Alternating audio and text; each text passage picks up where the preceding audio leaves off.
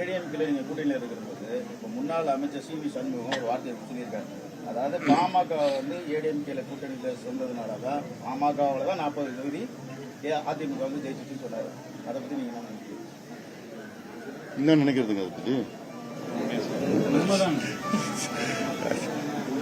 அதாவது ஒரு கூட்டணின்னா எங்களால அவங்க வெற்றி பெறுவாங்க, அவங்களால நாங்க வெற்றி பெறுவோம். இது மியூச்சுவல் தான். கூட்டணியில மொத்தமே 40 வரும்போது 40க்கும் பாமக தான் காரணம்னு சொல்றாரு.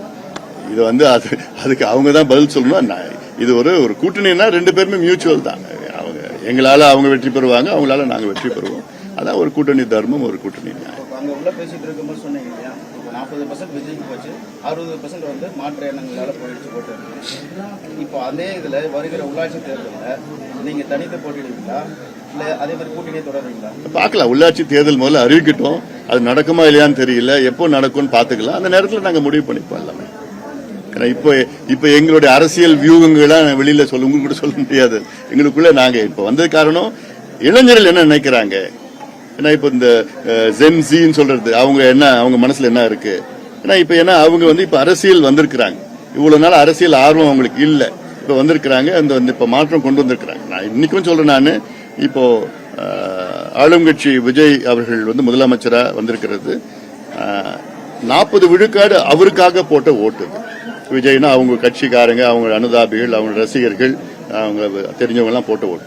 60% அவருக்கு போட்ட ஓட்டு வந்து 2 பேரும் வேண்டாம் அந்த மனநிலையில போட்டிருக்க ஓட்டு. ஏன்னா 60 ஆண்டுகள் 2 பேரும் ஆட்சி பண்ணிட்டாங்க. ஒரு மாற்றம் வேணும்னு போட்டிருக்காங்க. அதை நம்ம மதிக்கணும். நம்ம அதனால இதை எப்படி அடுத்த கட்டத்துக்கு நம்ம கொண்டு போகணும் தான் இப்ப நம்ம.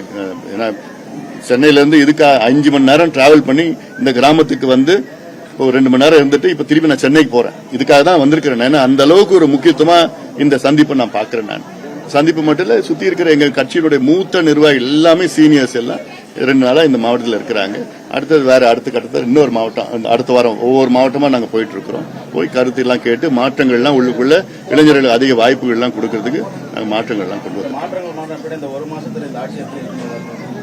அதான் நான் அன்னைக்கே சொல்லியிருக்கேன். இந்த 1 மாதத்துல வந்து நாங்க பார்த்தா ஊழல் பெரிய அளவுல வந்து குறைக்கப்பட்டிருக்கிறது. ஏன்னா இப்போ பொதுமக்கள் பேசிட்டு இருக்கிறதா உடனே நான் வந்து விஜய்க்கு நான் அப்படி பாராட்டி இப்படி பண்ணிட்டேன், நற்சான்றிதழ் கொடுத்துட்டேன், அப்படி இப்படி எல்லாம் நீங்க அன்னைக்கு சொல்லியிருந்தீங்க.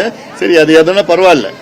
ஆனாலும் ஓரளவுக்கு பாத்தீங்கன்னா ஒரு மக்களும் வந்து பாத்தீங்கன்னா ஒரு அன்னைக்கு பார்த்தா திருச்சியில ஒரு ஹாஸ்பிட்டல் ஒரு அனுமதி நான் அப்ளை பண்ணோம், யாரும் காசே கேட்கல, ஏன்னா அனுமதி கொடுத்துருக்காங்க. ஒரு பள்ளிக்கூடம் நாங்க கட்டுறதுக்கு நாங்க பெர்மிஷன் கேட்டோம், எங்களுக்கு வந்துடுச்சு, 2 நாள்ல வந்துடுச்சு. இதெல்லாம் கேட்கறது நல்லா தான் இருக்கு. இது வந்து நீடிக்கணும். இது மக்களுடைய நீண்ட நாள் கோரிக்கையா இருக்கு. அதே போன்று எங்களுடைய கோரிக்கை, எங்களுடைய 46 ஆண்டு கால கோரிக்கை, தமிழ்நாட்டில் சமூக நீதி கணக்கெடுப்பு என்கின்ற சாதிவாரி கணக்கெடுப்பு நடத்தணும்.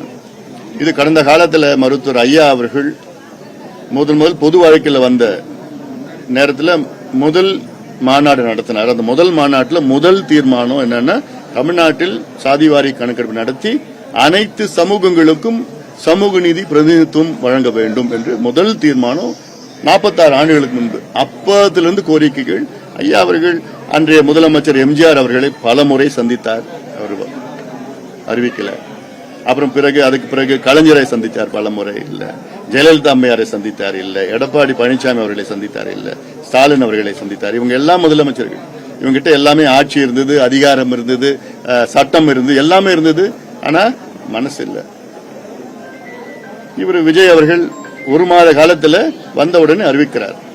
அதனால்தான் நாங்க உண்மையிலே நாங்க பாராட்டுறோம். ஏன்னா இது வந்து ஏதோ ஒரு ஜாதி பிரச்சனையோ ஒரு கட்சி பிரச்சனை கிடையாது.